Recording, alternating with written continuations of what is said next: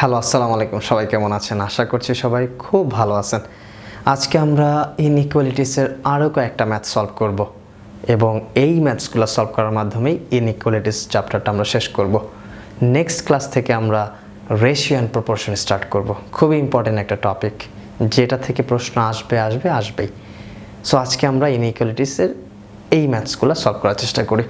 First ম্যাথটা কি বলছে Mary score 200 marks in 3 test. 3টা পরীক্ষায় ম্যারি 200 মার্ক পেয়েছে।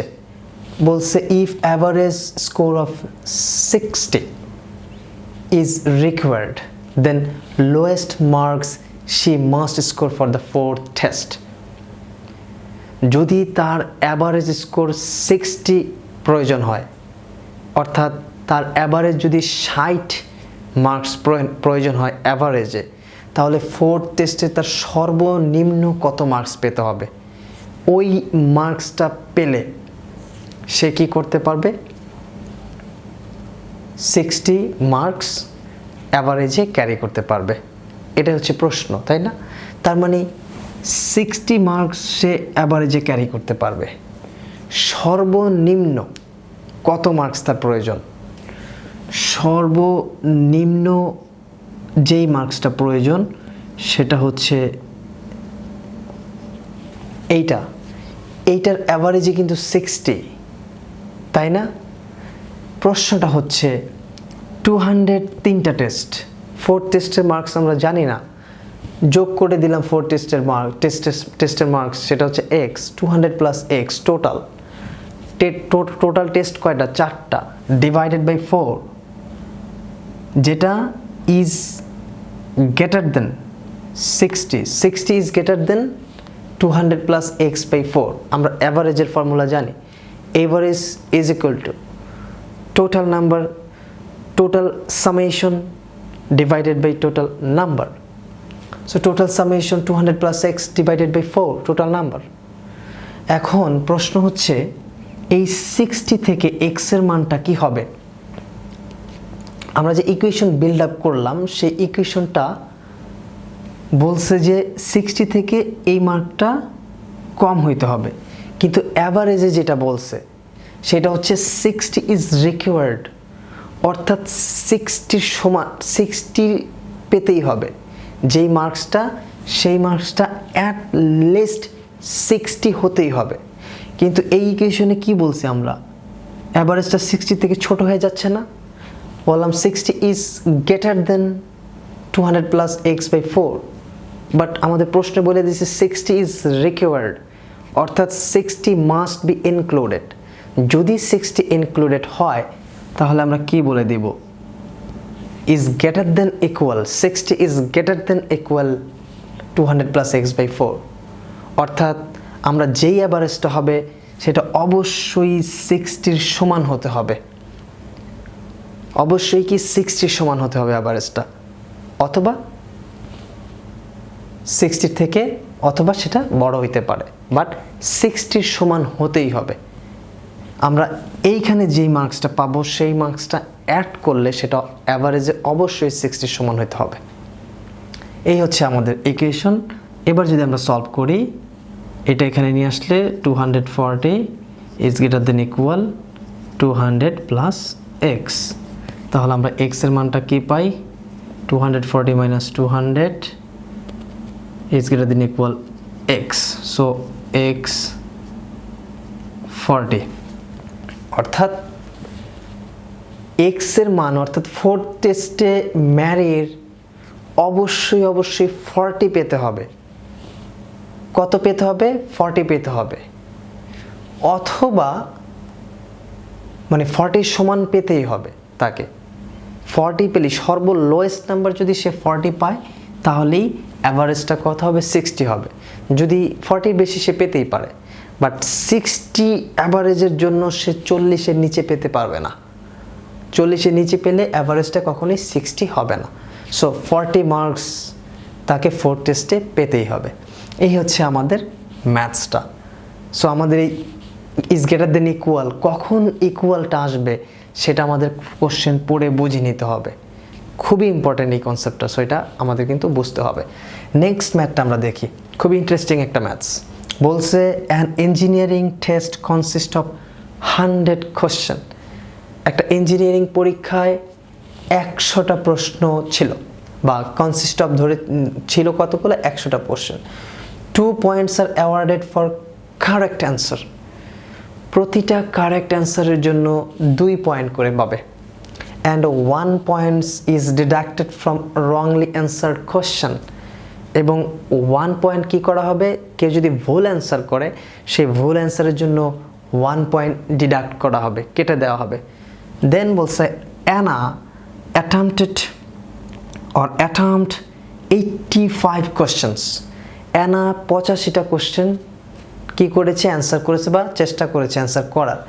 And her total score above 160। সে যখন 85 অ্যান্সার করলো তখন তার total score 160 above. Mind it, 160 above, তার মানে 160 তার টোটাল স্কোর না, অবশ্যই 160 থেকে বেশি। দেন বলছে minimum number of correct answer are, অর্থাৎ সর্বনিম্ন কয়টা কারেক্ট অ্যান্সার করলে তার টোটাল স্কোর 160 অ্যাবভ হবে। এই হচ্ছে আমাদের প্রশ্ন। আমরা ধরলাম সর্বনিম্ন কারেক্ট অ্যান্সার হচ্ছে এক্স, তাহলে ইনকারেক্ট অর্থাৎ ভুল অ্যান্সার কয়টা, সে টোটাল অ্যান্সার করেছে কয়টায়, 85। টোটাল অ্যান্সার সে কয়টা করেছে, 85। যদি কারেক্ট অ্যান্সার এক্সটা হয় তাহলে incorrect answer 85 minus x, 85 minus x, তাই না? তাই কিন্তু প্রতিটা কারেক্ট অ্যান্সারের জন্য কত পয়েন্ট, 2 পয়েন্ট।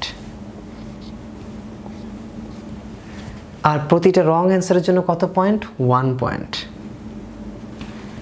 এখন প্রশ্ন হচ্ছে এই কারেক্ট অ্যান্সার থেকে যদি রং অ্যান্সারটা আমি বাদ দেই তাহলে কিন্তু আমার মার্কস কত হবে, 160 থেকে বেশি হবে। তাহলে আমার মার্কস কত হবে, 160 থেকে বেশি হবে। যদি আমি এই কারেক্ট অ্যান্সার থেকে ইনকারেক্ট অ্যান্সারগুলো বাদ দিয়ে দিই তাহলে কি আমি টোটাল যে মার্কসটা পাবো, কারেক্ট অ্যান্সারের টোটাল যে মার্কস, সেই মার্কস থেকে যদি আমি ইনকারেক্ট অ্যান্সারের টোটাল মার্কস বাদ দিয়ে দিই তাহলে আমার যে মার্কসটা হবে সেটা 160 থেকে বেশি হবে। এই কথাটাই এইখানে বলা হয়েছে। এখন যদি আমরা কোশ্চেনটা সলভ করি তাহলে আমরা অ্যান্সার পেয়ে যাব 2x মাইনাস 8 প্লাস এক্স, 85 হবে এখানে, is greater than 160. So thrice x 160 plus 85, thrice x 5 4 2. So x is greater than 81.66 is greater than 82. তার মানে তার টোটাল কারেক্ট অ্যান্সার 82 অ্যাবভ হইতে হবে। অর্থাৎ 82 হচ্ছে 82, এই 82 অর্থাৎ 82টা থেকে বেশি হওয়া লাগবে তার total correct answer. Minimum number of correct answer minimum 82 হইতে পারবে, সর্বনিম্ন 82 হইতে পারবে। সর্বনিম্ন কয়টা হইতে পারবে, 82 হতে পারবে। এখন প্রশ্ন হচ্ছে 82 হইতে পারবে, 81 হইতে পারবে না কেন? কারণ যদি 81-এর সাথে আমি 2 গুণ করি তাহলে আসে কত, 162 অর্থাৎ 162। সেটা তো 160কে ক্রস করে যাচ্ছে, তাহলে 81 হচ্ছে না কেন?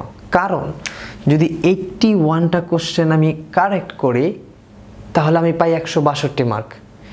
আর আমার রং অ্যান্সার কয়টা থাকে, তাহলে 4টা। 85 থেকে 81 বাদ দিলে রং অ্যান্সার 4টা, তো 4টার জন্য আমার 4 মার্ক কাটা যাবে।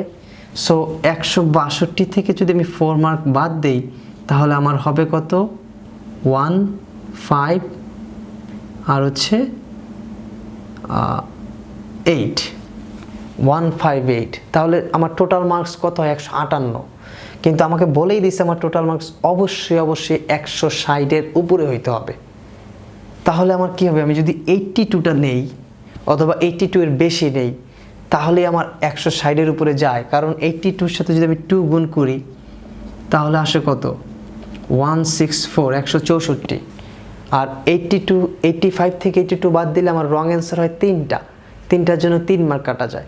সো আমি যদি 3 মার্ক বাদ দিই তাহলে 161, তার মানে 161 মার্ক কি আমার টোটাল আসে, যেটা অবশ্যই 160-এর উপরে।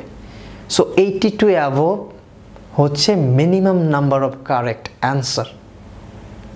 So this is the solution. আমরা এই জিনিসগুলো খুব ভালোভাবে বোঝার চেষ্টা করব।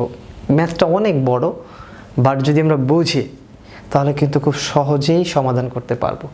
এই টাইপের ম্যাথস এতই ইম্পর্ট্যান্ট যে পরীক্ষায় সব সময় থাকে, যদি কোশ্চেন হার্ড করে এরকম ম্যাথ থাকবেই। সো আজকের মধ্যে এখানে শেষ। সবাইকে ধন্যবাদ। আল্লাহ হাফেজ।